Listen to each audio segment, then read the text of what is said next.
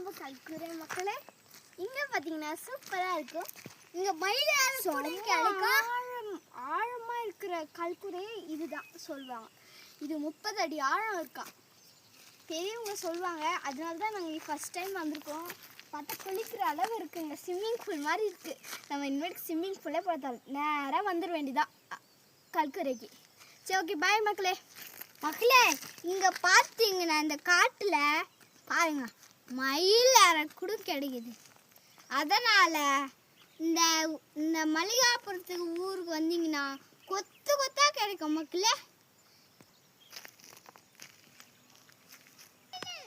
கொத்தா மயிலிறகு நம்மளுக்கு கிடைத்து விட்டது. கொத்து கொத்தா மயிலிறகு நம்மளுக்கு கிடைத்து விட்டது.